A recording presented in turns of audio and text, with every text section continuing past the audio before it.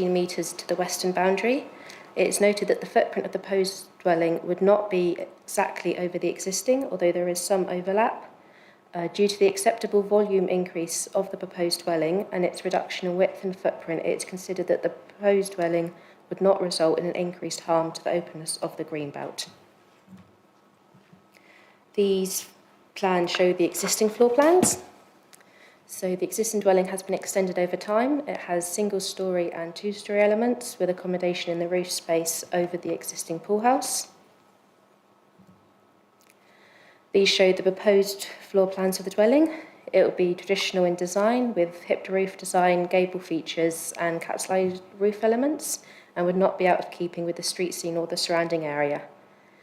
It again has single-storey and two-storey elements with accommodation in the roof space over the garage, similar to the existing dwelling. The front elevation of the proposal is shown at the top, with the existing shown below, and the reduction in the width can be seen here. So again, it's traditional in design, and it would use materials which are already seen along Brentmoor Road. These are the existing and the proposed rear elevations. The proposal would have a more cohesive design, which is considered to be an improvement to the existing. These show the existing and the proposed side elevations. So the depth of the proposed dwelling would be a reduction when compared to the existing. And you can see here the staggered elevations with a mixture of roof heights, low eaves, and the use of dormer windows, which reflects the design of the existing dwelling, as well as being in keeping with the rural location. So the proposal is for a replacement dwelling. As can be seen in the table here, there would be an increase in the floor area, volume and height. However, there are reductions in the footprint, depth and width. The proposed increase in volume of 18.7% is considered not to be materially larger than the existing and would be appropriate development within the Greenbelt and would comply with the NPPF policies. So in summary, the proposed replacement dwelling would be appropriate development in the Greenbelt. It would be of acceptable design and would not harm the rural character of the surrounding area. It would not harm the residential amenities of the neighbouring property due to the significant separation distances. The County Highways Authority have not objected to the proposal. The access and the parking arrangements are acceptable in terms of the impact on the public highway. The proposal is also a self-build dwelling, which will be secured by condition and therefore exempt from the biodiversity net gain. As such, the application is recommended for conditional approval. Thank you, Chair. Thank you. Members, we have 4 public speakers on this matter. I will be calling you in the order in which you have applied to the Council. You will have 4 minutes, time starting when you start, and you'll get a reminder with a minute to go. So try and keep it to time. If the first person, Miss Jane Volner, would like to come... Pardon? Valner. No, to this one here. Sorry. This one there.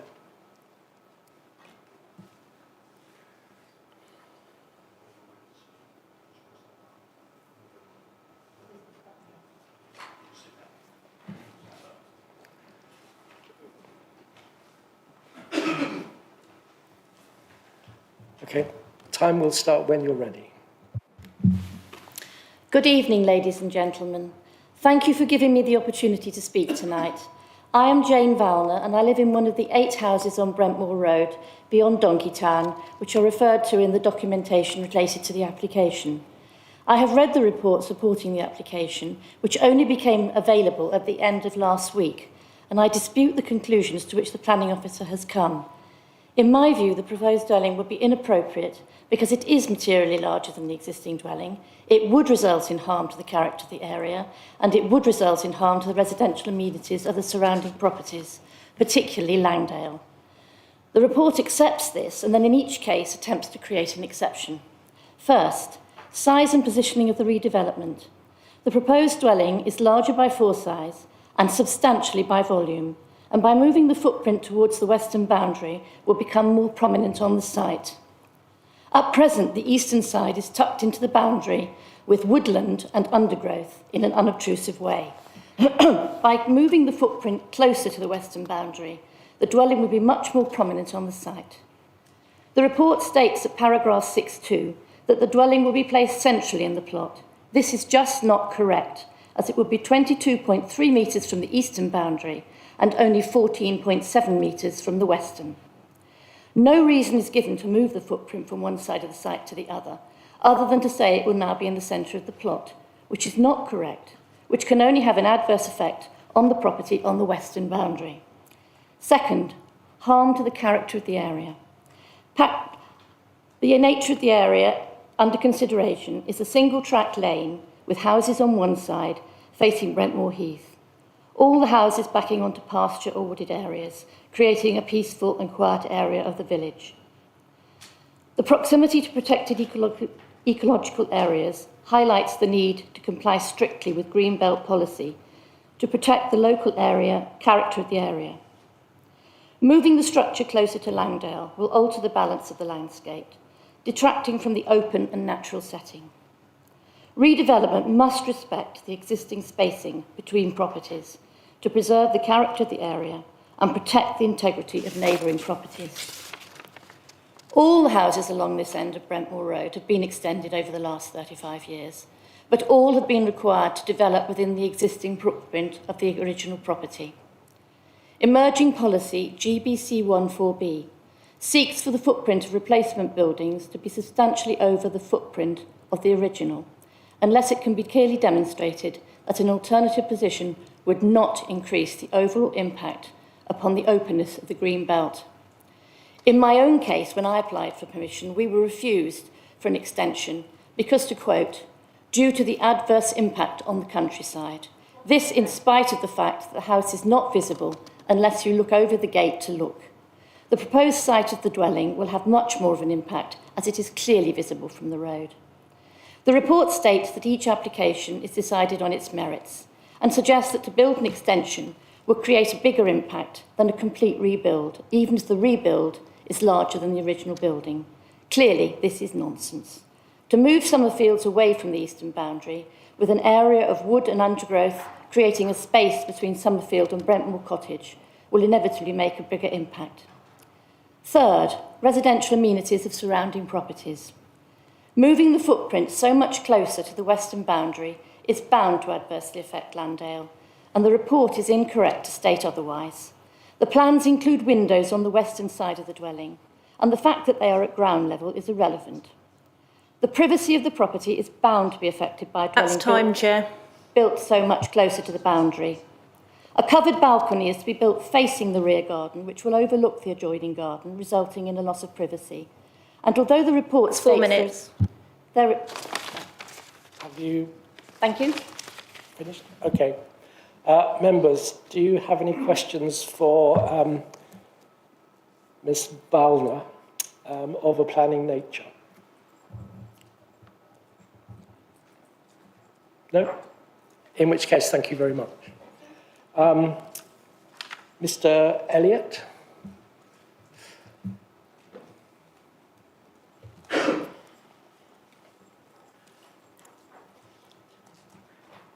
Your time starts when you're ready, and if you could press the red button. Thank you.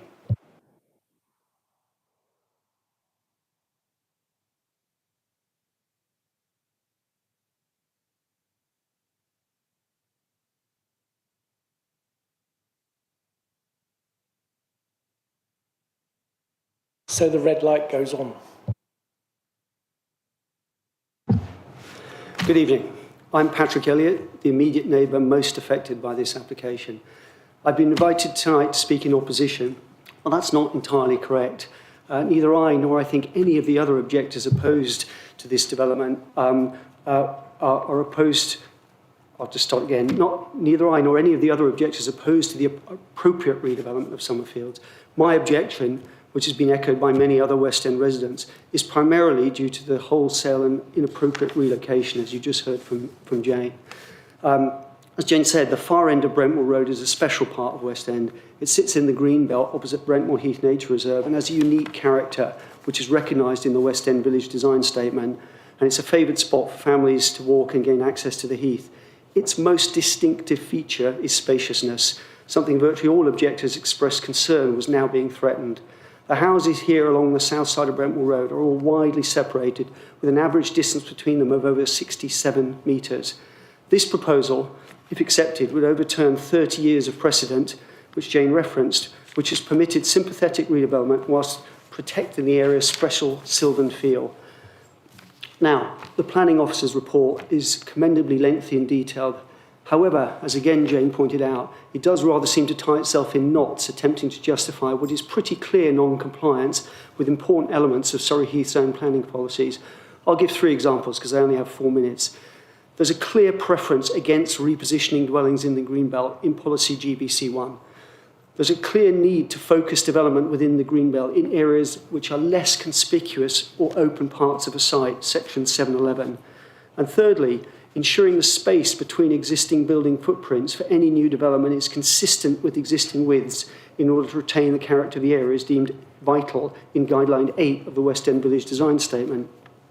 So the report attempts to argue that a building, even as we've seen if its floor area is similar, increases in height by nearly 10%, expands in volume by nearly 20%, moves to a much more prominent position in its plot, and ends up much closer to its nearest neighbour, halving the existing separation to less than a third of the area, will somehow not affect spaciousness, openness, or visual impact, or indeed our privacy and amenity. Frankly, that just stretches credulity and requires, at the very least, a very creative interpretation of what constitutes compliance with policy. Furthermore, what is now called Summerfields actually comprises 2 separate plots of land registered distinctly with the Land Registry. Records clearly show that the plot on which it is now proposed to build has remained untouched greenbelt since the very formation of the Surrey greenbelt itself in the 1950s. Now, in reality, these plans, even if approved, are not capable of being implemented because they directly breach restrictive covenants binding the relevant land, which explicitly forbid building on it. I understand that the council can disregard covenants when making planning decisions, but the simple fact is that they will ultimately dictate the outcome here. So what's really at stake tonight? Well, what's at stake is the credibility of local planning policy. The question committee members need to ask themselves is, do you want tonight to set a precedent that your policies can so easily be circumvented by creative interpretation, and also that virgin greenbelt land in Surrey Heath is now open to development? Any decision to approve tonight won't actually benefit this applicant, but it may well be seized upon by other property owners who are not restricted by covenants, and it might only be a few years before the neighbourhood's special character is irreversibly lost. Or you can refuse, stand behind your policies and invite resubmission without repositioning, so the applicant can get on and build their new home whilst preserving the unique appeal of this special part of West End Village. So as committee members, you've got a very important decision to take tonight with significant ramifications. Thank you. Thank you.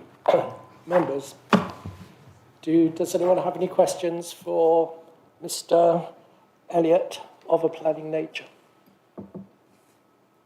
Councillor Omani.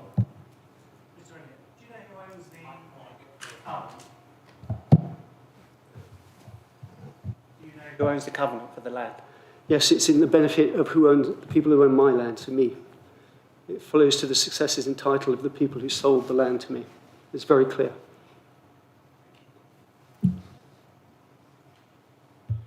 Anyone else? No? Thank you very much. Thank you.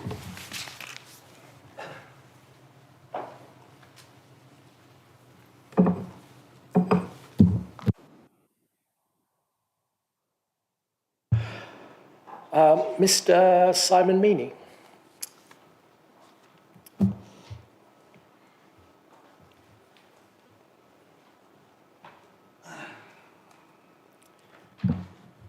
Ready when you are. Good evening, everybody. Thank you for seeing me. I'm only going to be very brief. The existing house that we live in has been extended twice. Previously, it's an absolute nightmare to live in, with 3 gas boilers, single glazed.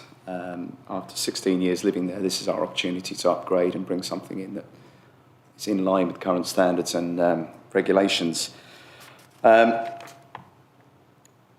The proposed new dwelling is not materially larger. We have absolutely taken into consideration the beautiful location that we've got, and that is one of the reasons why we've looked to build in a central location. The covenant that Patrick refers to, my neighbour, actually is a covenant not restricting building on the land, but ensuring that whatever we build there does not affect their light and airflow. It does not restrict any building. Thank you very much. That's me finished, thank you. Members, any questions for Mr. Meany? Councillor Garrett. Thank you, Mr. Meany. Can you elaborate on why you're moving it from where it is into the middle of the plot? We've taken advice from a tree specialist where the existing property is. All of the beautiful trees around us are actually overhanging the existing property, and it was recommended by him to centralise it so as to maintain the fact that we don't need to touch or adjust any trees anywhere. Was that our tree officer or someone you've employed separately, and is that report in this report? It was an independent specialist. It wasn't your person. Okay. Anyone else? No. Thank you very much, Mr. Thank Meany. you. Mr. Peter Money? Money. Money. Right first time. So don't worry, because everybody gets that wrong. So. I know what you mean. Ready when you are, your time starts when you go. Okay, so good evening. I'm Pete Money, as we've just discussed. I'm a resident of Brentmoor Road and of the village of West End. I've been there 10 years, which I think makes me a newcomer. I'd like to thank the committee for providing me with the opportunity to speak in favour of this application. The application is a simple proposal to replace an existing family dwelling with a more energy efficient family dwelling, and it's not considered materially larger than the one it replaces. I think it's important to note that no objections have been raised by County Highways, Surrey Wildlife Trust, West End Parish Council, the County Arboricultural Officer, the County Drainage Officer, or Environmental Health. I also note that following the letters of notification sent in November 2024, there were 13 supportive comments received compared to only 12 objections, which came from only 10 addresses. To summarise the detailed findings of this application, it's not an inappropriate development in the Greenbelt.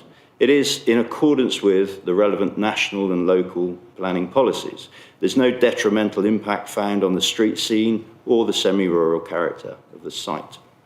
Furthermore, and most importantly, there's no loss of amenity or other impact on the neighbouring property, nor is there any impact on trees, tree preservation orders, or the Thames Basin Heath Special Protection Area, or SPA. But the proposed new dwelling will provide increased energy efficiency, and it will be sited slightly further away from the undeveloped Greenbelt and SPA. This application has been referred to this Planning Application Committee because of the deviation of the siting of the replacement dwelling and the potential impact on the amenity of the surrounding area. And we have seen, and it's been demonstrated by the findings of the experts who have reviewed it, that there is no detrimental impact on the deviation of the siting on the amenity. In fact, the distance between the new dwelling and its only neighbour is 22.2 metres, which is over 70 feet in old money. This separation is more than sufficient to preserve and maintain the amenity. Furthermore, the proposed development complies with policy DM9 of the CSDMP and the RDG. It will also comply with the emerging policies DH1 and DH3 of the draft local plan. So in the light of all the findings of the experts and bearing in mind the compliance with not only the current but the future relevant planning policies, I would urge you now to approve the application. Thank you. Thank you. Excuse me. Members, do you have any questions for Mr. Money of planning nature? No? Thank you very much. Thank you. Members, you've heard from the officers and you've heard from the public. Do you have any questions for the officers? Councillor Wilson. Thank you. A question for the officers. It's a self-build, so what difference could that make to a regular application. I mean, could the design be changed partway through construction or anything like that? Thanks. So the applicant needs to have a hand in the design of the dwelling, and they need to live in it for 3 years, or am I confusing that with Sil? They need to have a hand in it, so it is going to be a householder. It's not a householder application, but the applicant will be living there. It's not a developer building it, it's just the one dwelling. They could change the design, subject to, depending on the scale of the designs, a non-material amendment or a variation, the same as other applications. But so long as they still comply with the biodiversity net gain regulations, which lists out the exemptions for it, including self-build and the requirements that entails, then they would still comply with being a self-build exemption. Any other questions? Councillor Garrett. Thank you, Chair. Could you possibly go back onto the slides of the size of that one? So the top one is the current, no, the top one is the new? Okay, so the bottom one is the current. Okay, and can you just go back to the previous? And the same again? Yeah. Okay, thank you.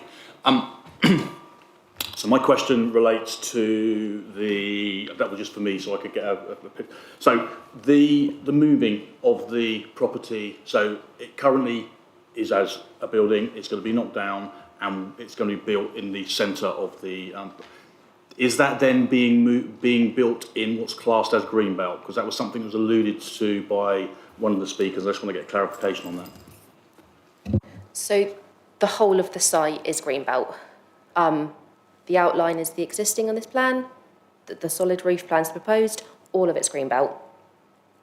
So, if it was demolished and put back to where it was, that would be because it's on the same site. But by moving it, is that not then breaking the rules as far as Greenbelt goes? It's not breaking as far as Greenbelt goes. I think the emerging local plan has got a policy which talks about the replacement dwelling being substantial in the same plot, unless there's not going to be harm to the openness. So in this case, we've got an existing dwelling on a plot, we've got a proposed dwelling on a plot. It's not materially larger, the less than 20%, which is in volume, isn't. The depth and the width are being reduced, so the volume's increasing, but it is more consolidated. All of that equates to it not being. Sure. If they wanted to do an extension, they could have had an extension which is probably larger than what the total size of the new build would be. Is that correct? I don't think so now. The assessment for extensions are going back to the original. The assessment for replacements go from the existing. As it's already been extended, it's unlikely it could be extended much further. Councillor Thompson. So just to clarify the point you just made, so we had the original footprint of the property and then it's been extended a few times. If it now gets chopped down and rebuilt, do we then start again so it could then extend several times from here? Yep, that's the case with all development in the Greenbelt, Okay, yeah. just wanted to clarify that.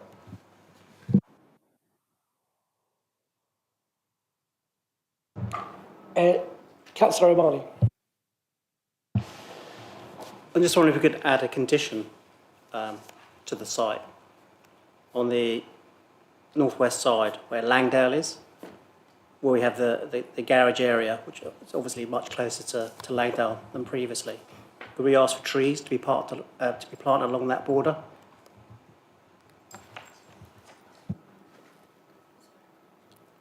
Is that a reasonable? So I'm just checking if we've got a landscaping condition. Sorry, yeah, so condition 6 as part of the application has a landscaping condition, so the applicant has to submit details of that. So condition 6 would cover that off. So prior to completion of the first occupation of development hereby approved, the applicant will have to submit details of that, so that's covered in that condition. So that would offer privacy to Langdale on that side, because the pictures we have here don't actually show the planting plan. Obviously, they haven't done it yet. Could we add that in there? We could add weight to the condition, either as an informative to say, with respect of condition 6, due regard should be given to enhancing the landscaping on that boundary. That would probably be the best way of doing it in the circumstances. Councillor Garrett? Pretty sure I know the answer to this one because I'm going to ask it anyway. Could we put a condition, based on the conversation Councillor Thompson just said, we're going to have basically set everything back to 0 again. Is it possible we could put a condition in that says they could not extend any further? I'm pretty sure I know the answer, but I'm going to ask the question anyway. Unfortunately not, that'd be unreasonable. I think as explained by the officers, any future application would be based on its own merits. They'd have to come back in for any amendments and it would be tested against the Greenbelt harm and as part of the core strategy as well. So that would be part of the process really, yeah. Any other questions? You all probably had an email today about conditions. Yeah. Following the last council meeting, any additional conditions have to be voted on before they're adopted. Yes?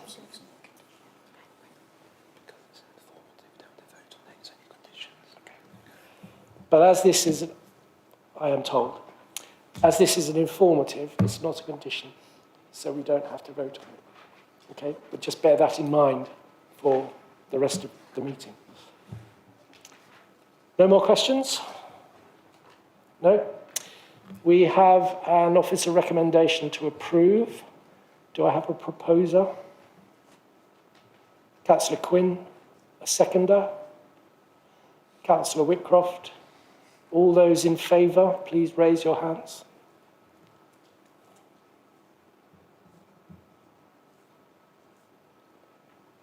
I think that is unanimous because Councillor Noble is not voting and Councillor Tedder was late. That's right. Yeah. That's unanimous. So, approval granted. Thank you very much. Item 5, Langley Drive, Camberley.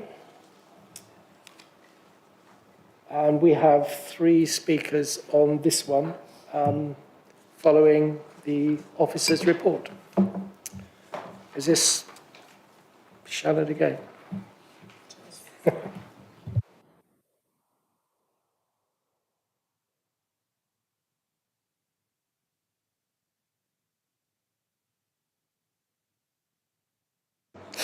Okay, thank you. So this application has been reported to the Planning Committee at the request of Councillor McIntyre due to concerns that the proposal would be out of keeping with the residential character of the adjoining roads, parking and traffic issues, and a precedent that an approval would set. So the application site is 2 Langley Drive, Camberley. It's a 2-storey dwelling on a corner plot. The access to the site is from Langley Drive. The front elevation of the dwelling presents itself to Portersby Road. The area is residential in character. It is a detached garage, which is the subject of this application. So the image on the left shows the application site with the garage partially screened by existing vegetation. The image on the right shows the dwelling, the garage, and the existing hard standing to be retained.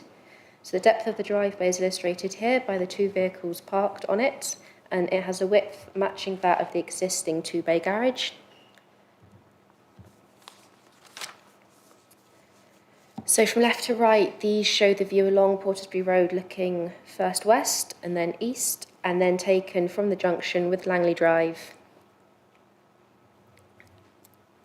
from Portersby Road. So the application site is on the far right. The neighbouring property on the left of that image on the right has a side-to-side relationship with the dwelling and a separation distance which is considered acceptable as it would not result in an adverse impact on the residential amenities of the occupiers of this dwelling. So the proposal is for the conversion of the detached double garage to provide a small-scale beauty salon. This would provide a permanent, semi-permanent makeup tattooing for persons with hair loss. It's not a typical beauty salon and would not provide typical beauty treatments, and it would not accept walk-in appointments. In order to protect the amenities of the occupiers of the neighbouring dwellings, conditions are recommended, including the hours of operation, the use and the member of staff, limited to 1. In addition, another condition to secure the management of the proposed use in the parking area to the front is also recommended. So these are the existing on the left and the proposed floor plans on the right. There would be no alteration to the bulk and mass of the existing building. As such, the development would not result in any change to the existing separation distances to the neighbouring dwellings. Internally, the only alteration would be the installation of a WC. These are the elevations of the existing dwelling, with the detached garage being served by 2 up and over garage doors. A further door and a window are on the northern elevation. These show the proposed elevations. The works would include the installation of a window and a door to replace the existing garage doors, and the door on the rear elevation would be removed. The existing driveway has a width of 5.2 metres and a length of 13.5 metres, and this would provide sufficient space on site for the parking of at least 4 vehicles. 2 spaces would be retained for the 4-bedroom dwelling house, and 2 spaces would be available for vehicles used by the clients. However, as there would be a minimum 30-minute changeover period between clients' appointments, this would avoid there being 2 clients on site at any given time. So due to the small-scale nature of the proposed use, it is considered acceptable in land use terms and would not harm the amenities of the character of the area. The proposed alterations to the garage are similar to others where a garage has been converted into habitable accommodation. As such, these alterations would not harm the character or appearance of the area, nor would they result in harm to the residential amenity of the neighbours. No objections have been received from Environmental Health in terms of noise and disturbance, nor from the Highways Authority in terms of highway safety or capacity. As such, application is recommended for conditional approval. Thank you, Chair. Thank you. As I mentioned, we have 2 public speakers. First, Mr. Mike Smith.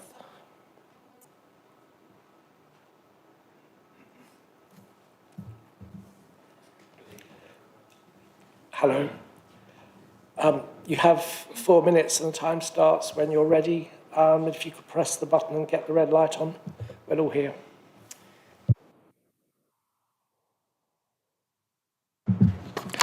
Langley Drive is a cul-de-sac of 27 attractive, well-maintained houses and gardens of similar scale and design. It's wholly residential in character, with no openly commercial uses. This is true of the whole of the residential settlement area east of High Cross Church and the adjoining multi-storey car park.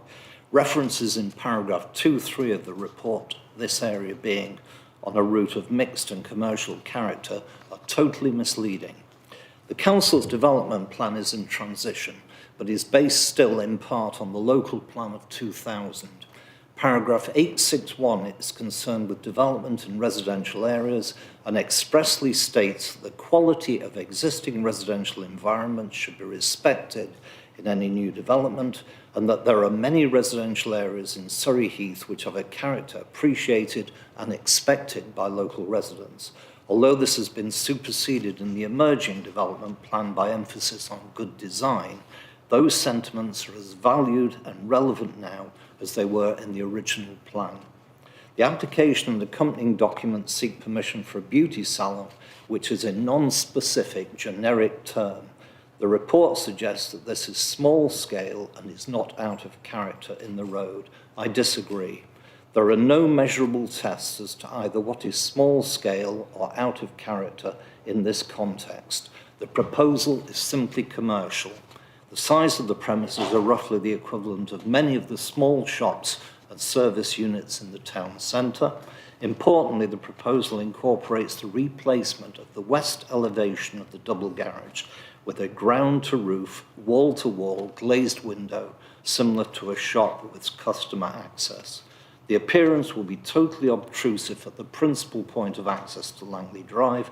This will be even more obvious when internally illuminated during darker days and winter months.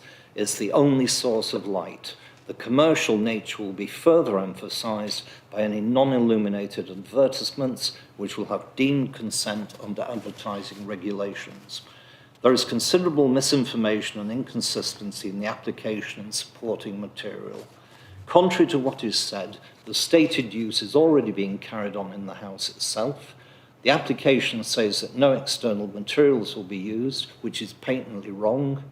The applicant has advertised the hours of operation as being from 9 p.m. on Fridays and 1 p.m. on Saturdays being her normal working hours.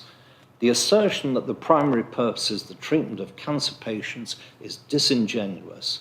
Not until objections were submitted was the use then described as a clinic, with no mention in any of the documents or relevant advertising, the applicant's website or social media as to specific treatment offered to cancer patients. Just under 1 minute left.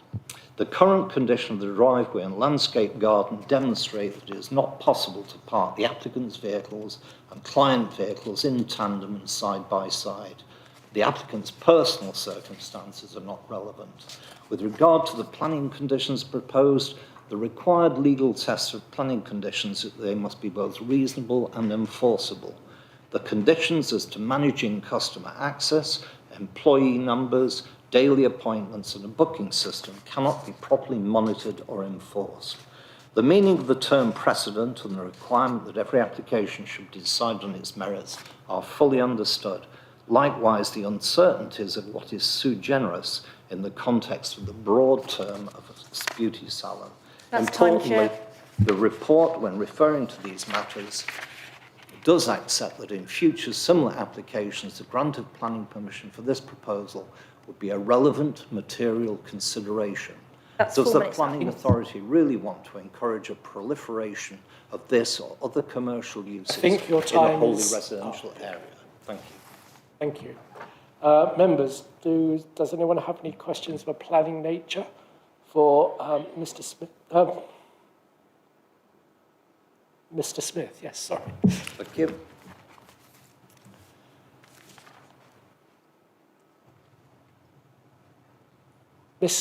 Mr. or Miss, I can't tell, I apologise, Morris. Miss Crassy. Your time starts when you are ready, and if you could press the button to get the red light on. Good evening, and thank you for hearing my submissions in objection. I have reviewed the very detailed report by the planning officer, and I understand that it acknowledges at paragraph 4.2 and 7.4.2 that the proposed salon should be located in town centres, but that due to the exceptional circumstances, namely the specialist nature of beauty services offered by the applicant, the small scale of the business, and the lack of adverse impact on Camberley High Street, in this case, planning permission must be granted for this salon to operate from an entirely residential area. I respectfully disagree with this decision, and I propose to show how these exceptional circumstances do not apply. Firstly, permanent makeup services are not a specialist beauty service. They are as common as Botox and cosmetic fillers. It's simply a form of cosmetic tattoo. They are already widely available to the residential community in Camberley. There are 7 salons that offer the same services as Kidder Beauty in Surrey Heath, 3 of which are in Camberley Town Centre, including 2 in the Square Shopping Centre. All 7 of these businesses operate from commercial premises on the high street. Treatments for permanent beauty makeup are not primarily for cancer patients. There is, in fact, a specialist beauty workshop clinic for cancer patients. It is run by an organisation called Look Good, Feel Better, and it's at the St. Luke's Cancer Centre in Guildford. It specifically aims to help men and women undergoing cancer how to deal with issues around beauty treatment. And this brings me to my second point, Lee, which is namely that these businesses currently operating from our high street will be adversely affected by Kidder Beauty setting up in a converted garage. Because Kidder Beauty will enjoy a massive advantage of lower costs. She will not have the cost of commercial rent and business rates to pay. If you look at her Instagram account, you will see that in November 2024, she was offering a special offer, any treatment at the special price of £50. By contrast, if we take just one of the services that Kidder Beauty offers, which is microblading, is a form of cosmetic tattooing of eyebrows, Serenity Beauty in the shopping centre offers the same treatment for £295. There's 1 minute left. Beauty Lounge offers it for £329, and that is on Pembroke Broadway. And I come finally to my third point, which is that the applicant says she has not considered any other sites or no premises at all in Camberley Town Centre. But currently, she advertises her business as operating from 2 locations, her home clinic in Camberley and a salon in Woking, where she's available every Monday. She has simply chosen not to pursue arrangements here in Camberley, which she has clearly been able to find in Woking. So if you've got any questions, I'll be very happy to answer. We have new beauty salons that have opened in Town Centre, which I use, which employ local people. They've created jobs, and I'd be very happy to talk about it. Thank you. Thank you. Members, any questions of a planning nature? No? Thank you very much. And to speak for the application, the applicant, Ms. Kida. Sorry? Thank you very much. Faisal Adu. I'd like to clarify points. I mean, my services are £345, by the way, not 50. I don't know where you got that from. Sorry, this is not a debate. You have 4 minutes. Time starts when you're ready. Press the button and off you go. Right, good evening, everyone. Thank you for having me here today. I'd like to start by saying that I have operated this business from my Epsom home, which I moved at the end of last October, and that's been going on for at least 4.5 years. The setup there was rather different to the garage, where I shared a communal path with my next door neighbour for my clients to walk through, and not as much space on the drive for parking, but I did not have one complaint from the neighbours or any members of the public. The nature of the business is so low scale, and as such that it takes me at least 2.5 hours to do one treatment, and it's very physical, therefore I don't ever do more than 2 clients per day, as it puts strain on my back, and I also have 3 children to look after, 1 with special needs. We have parking on the drive currently for 4 cars, which is more than enough for my own car and that of my clients. What I do with my front garden, I obviously don't need permission, but I promise that I'll make more added value to the road than the other way around. Therefore, there's no need for clients to ever park on Langley Drive. The position where the property is, being the first house on the street, makes it so easy for my clients to come into the house and park on the drive by giving clear instructions from me every time they book, without the need to cause any traffic to Langley Drive at all. In saying this, my close-by neighbours number 1 and number 3, who sit opposite me, have no objections to this proposal at all, and they are the closest and most affected by anyone entering the drive. I genuinely have no idea what the reasons behind the objections of my other neighbours are, including number 14 and 16 that are here, as they are way further up on the drive and they don't get any sight or view of our property at all unless they're driving past. The appearance of the garage will not be as such that it will ruin the appearance of the residential nature of the road. If adding a front door or window would be such an issue, then we're happy to consider adding shutters that can go down when I'm not working. In addition, the position of our house makes it look more like it's on Portersbury Road rather than Langley Drive, as we've had a few knocks on the door thinking that it's a Portersbury address. This business has been operating for the past 4.5 years as semi-permanent makeup, business only. Having won many awards as an established artist, I have no intentions to grow it by doing anything else rather than permanent makeup, especially not nails, hair or other beauty treatments that have been commented by the neighbours, and not while I'm working from my house. I have no intentions of employing anyone else either. The covenants in place prohibit any activity which becomes a nuisance, annoyance or cause damage to the neighbourhood. Well, what I offer is very low scale and it hasn't done that in the past 4.5 years, and why should it cause a nuisance now that the property is very secluded and first on the road?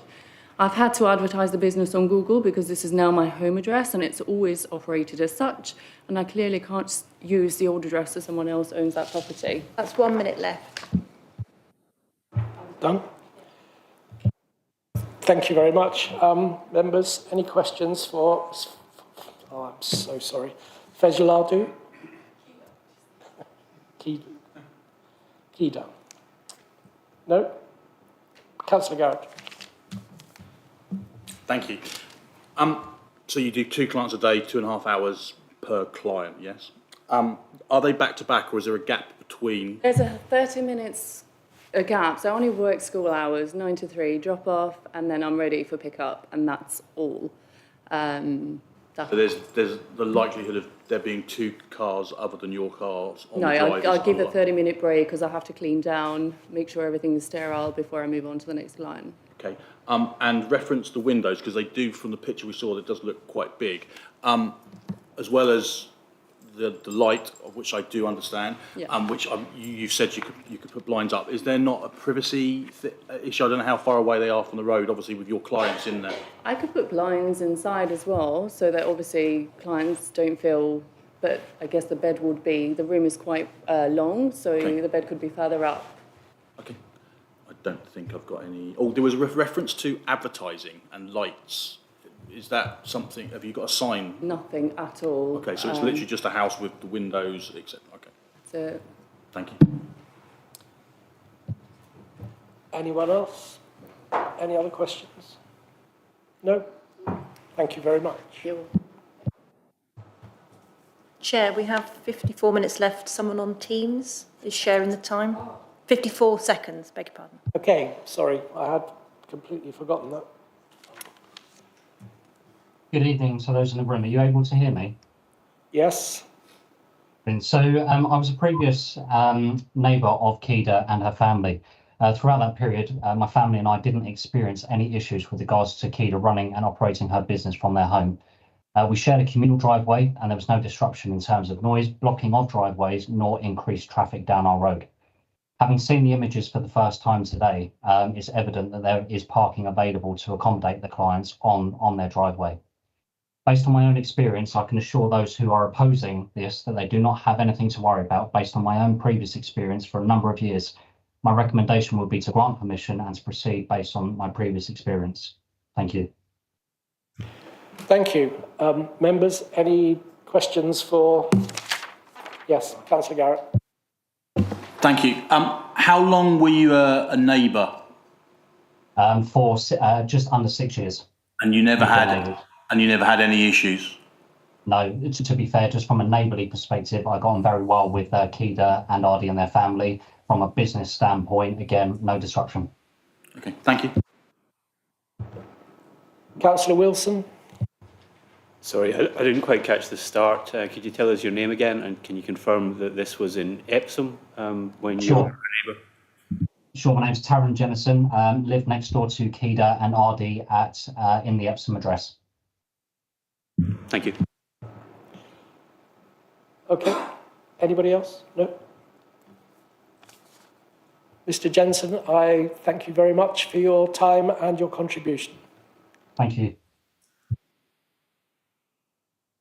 Members, do you have any questions for the officer? Councillor Wilson. Yeah, thanks. Just a quick question. Condition number 6. So this is the customer management plan. So this seems to be addressing most of the objections about customers coming and going and things. Is this condition enforceable? Are you confident in that? Yes, we are. We wouldn't have imposed the condition if we didn't think it was enforceable. It sets a bar, so if you suddenly started getting lots of issues there, we have that condition to fall back on. And that, as much as anything, is the purpose of that condition. It gives us that strength in the future to take action if we needed to. Councillor Garrett. And just for the relevance of the neighbours, as far as that goes, if there is an increase and there's an issue, they can report it to our corporate enforcement team and they will enforce that, yes? Yes, that's very correct. Okay. And just to remind members, in terms of condition 6, it's not long ago we actually imposed a similar condition at Lucas Green Nursery in terms of the management plan that was for dog grooming use on that site. So we've used these conditions previously. They are enforceable, as Mr Parton has said. Councillor Whitcroft. Thank you. I think Mr Norris, one of the public speakers, referred to the possibility of undercutting competition in Camberley Town Centre. Could we hear if that is actually a planning issue or not?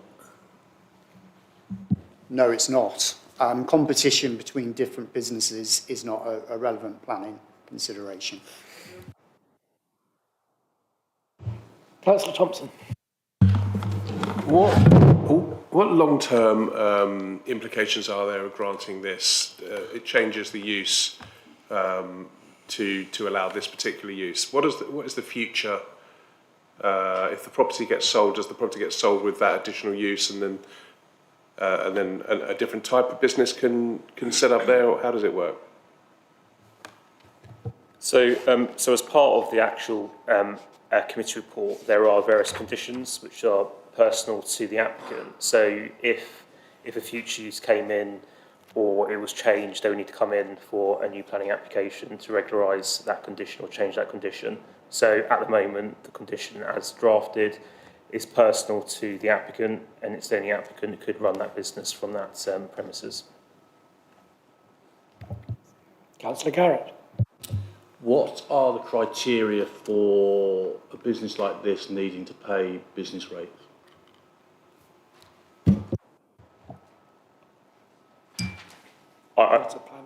I don't really want to speculate because obviously that's not a planning.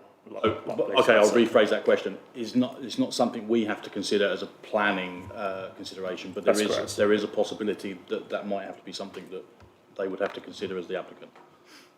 Yeah, I mean, obviously, like we have a department in the council who deal with businesses, so that's something we would take it. Okay, but it's not a planning consideration. That's correct. Yeah. Thank you. Yeah. Anyone else, members? No? No? Okay, so we have an officer recommendation. Do I have a proposer for that? Councillor Garrett, seconder, Councillor Quinn. All those in favour, please raise your hands.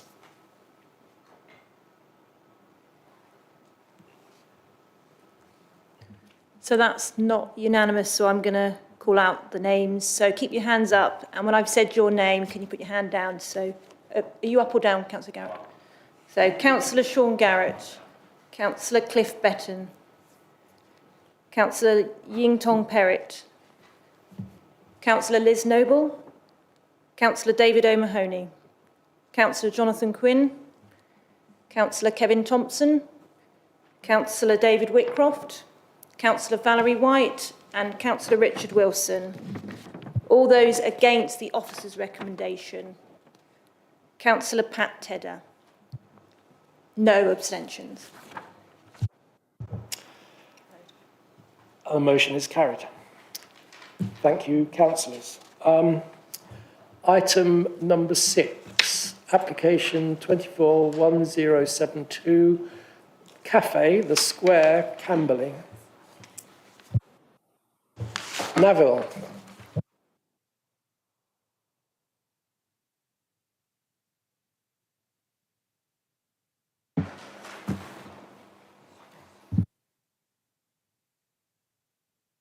Thank you, Chair. This application seeks planning permission for internal works to facilitate the creation of a coffee shop and associated seating, use Class E, within the Square Shopping Centre in Camberley Town Centre. There is a small updated report correcting the number of seats available. The proposal would be located within the Central Square area where JD Sports, Primark, Jack Wheels, to name a few, are found. It would also include a storage room at first floor level, which is not publicly accessible, where food preparation would occur.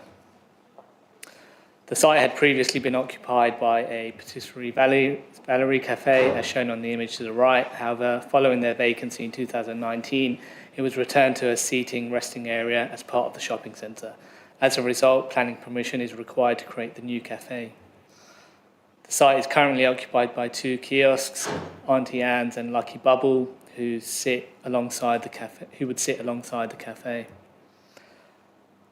This layout plan shows how the existing kiosks would sit alongside the proposed unit. The proposal would have a designated servery area, which would be sited adjacent to JD Sports, and the seating area would allow for up to 54 persons at any one time. The proposal would not impact upon the circulation space around the central square area, allowing for the safe, efficient flow of customers through and in around the cafe space. These images show the elevations. Here are some couple CGIs of how the development would look. The proposal would be subject to a condition restricting any cooking of fish or meat in the ground or upper floor spaces. No objections have been raised by environmental health officers. The proposal is therefore recommended for a grant of approval. Thank you. Thank you. Members, any questions? Councillor Garrett. Can't let you get away with nothing. Can you just confirm, is this pretty much the same size as Patisserie Valerie?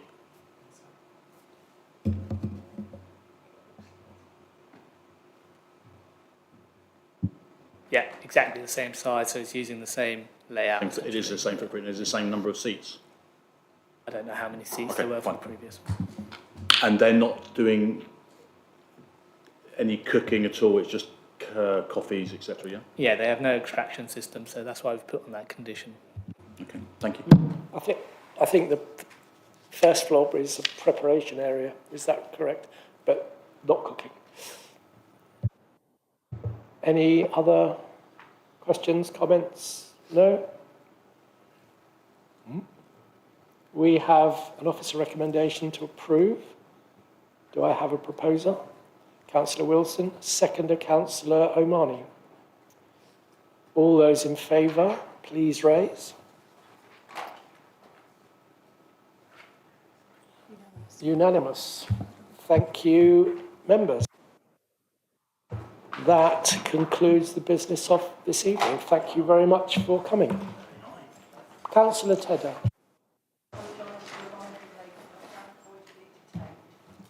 Of course, we understand.